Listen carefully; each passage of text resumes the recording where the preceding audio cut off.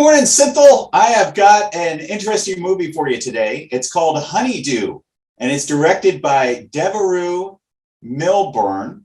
And this came out in 2020. And if you want to catch it, you can see it on Amazon Prime. So, question to you, Synthel, what did you think of this film?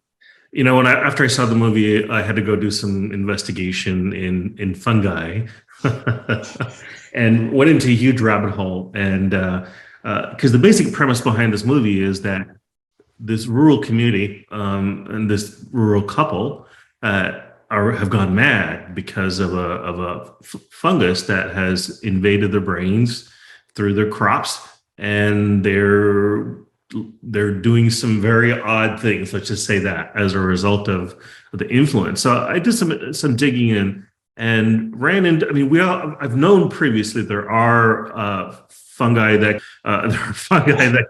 can invade animals in terms of insects, and actually take over the brains. I've read about caterpillars being invaded and turned into zombies, which is fascinating and scary. And there's apparently a class of fungi called ergo that's in wheat that's actually known to cause madness. And there's some speculation that the French Revolution could have been a result out of a poor yield of wheat, and the entire French rural community going mad as a result of ergo. So, once I started thinking, I said, hey, this is a fascinating movie in concept. It uses some traditional horror tropes, and in that sense, it's predictable. But the concept is interesting, and how they filmed it was interesting as well, and in some ways gruesome. What did you think, Scott? So, this was one of those films that was just like you. This was.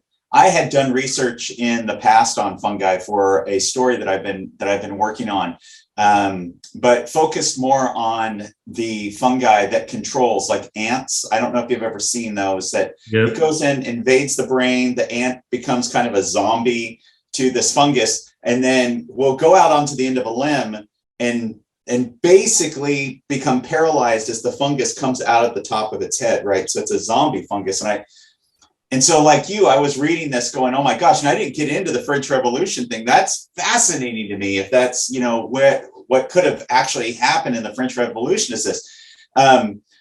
Like you said, I think there was a lot of this that was just very predictable, but the idea behind it using this. Now, this reminded me of a movie, and I don't know if you remember it or not, Synthel, back in the I would say early 80s, that starred Will Wheaton, the guy who played in Star Trek.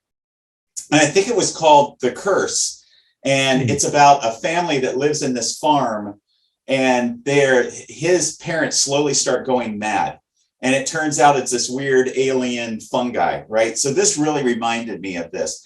I enjoyed watching this movie, even though it was a little, what I would say, I don't want to, the word contrived is the wrong word. That's not what I'm looking for. It was predictable, but yet at the same time, I actually enjoyed the film. And especially as we started to get towards the end of that film, I really enjoyed the film. It got really bizarre. The actors did a great job in selling the movie. Yeah. And I had trouble understanding it, which is why it led me to do research. I'm still not sure if I understand why the movie is called Honeydew. Did you pick up on the meaning of the name of the movie? I couldn't. And when I went out and read about it, it was one of those things where I couldn't, it's like the honeydew list, right? That's what I always thought of it. And then honeydew is a melon, but I couldn't figure out what the honeydew meant on there, unless they were trying to make that same. So the aphids, when they release their butt juice, let's call it butt juice, right? That's called honeydew for ants. And I almost wonder if they were making a point about the fungus with, the ant fungus in that. But that could be reading in way more than it really was. And there's some other elements of the movie I didn't understand immediately, and took a little while. The bandage around the son, let's call him son. Bandage around the son.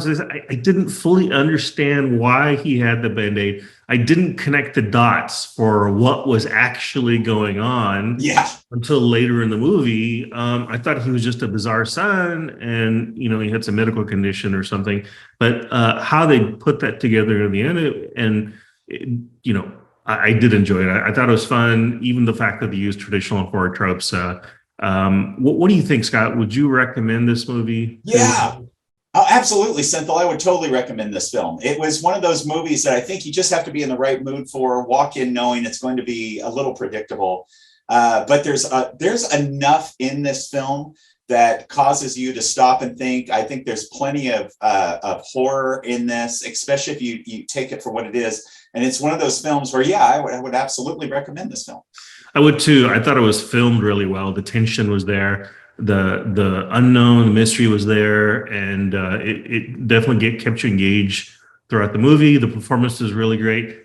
In the context of us trying to write our own script and do our own horror movie, what did you take out of this when you saw it for us? Again, it was one of these films that it's a very small group of people, right? A lot of it is focused. Yes, it starts off with a camping scene on property at the beginning, so it's a little bit of a larger focus. But even then, it's really driving, tent, and then to this I don't even want to call it remote farm. It wasn't even remote. It's just a farm, right? And so everything takes place in these small settings, and it works. It works, and I think that is a great example of what you can do, right? Actually, as a matter of fact, Senthil, last night, just on this point, Reagan has gotten into this horror kick. So now she's really into horror movies. And that's my daughter. And she's 22. And she would never watch a horror film. But now, we're going to watch a horror film every day of October because she wants to bring in Halloween. Yeah. Well, we watched Halloween and Halloween 2 last night. She's never seen the originals. She saw the remakes, which by Rob Zombie, which are utterly violent, over the top. But the first two are really classic low budget horror films. And this to me is one of those really, I think is a classic low budget horror film. Maybe not to the same extent that Halloween became the trope, the Halloween trope. But this is one of those films that, again, I look at that and go, for a low budget with a good idea, you can make good film. And we've talked about this before, and I have the same reaction when I saw this movie, that they're doing more with less. Yes. And there aren't a lot of practical effects in here, and they still do a good job of leveraging traditional horror movie reactions from the audience. And I when I look at the original Halloween versus the Rob Zombie version, I actually appreciate, we've talked about the fact that the original doesn't hold up really well, but I still appreciate that more because I really don't appreciate the excessive violent aspect of horror these days. Yeah. The tension building, the story, what the characters experience to me mean a lot more than some traditional hack and slash blood, guts, and gore, where the objective is to outdo Hostile. That's just not something that interests me a whole lot anymore. Yeah, it's kind of left me too. And I think that as you get older, you start to just I don't know if it's a chemical in the brain or whatever it is. You kind of go, because I used to love the Saw films. I can't watch Saw very easily anymore. It's just too brutal. I've gotten to the point now where I like films like this that are these nice. So I'm not saying that there's not gore in this film, because there is, but it's not to the brutality of a Saw, which is every single scene is somebody being ripped apart. I have to wonder if some of that's just when we're younger, we feel like we're invincible and live forever. The aspect of the reality of mortality is much more in my brain now than it was 25 years ago when I first started watching these horror movies. And back then it was just something on screen. Now I feel the horror and the violence that the characters are going through. And maybe it's just us. I don't know. I'd love to talk to more of our audience base and see how many others have transitioned from the violent horror to different types.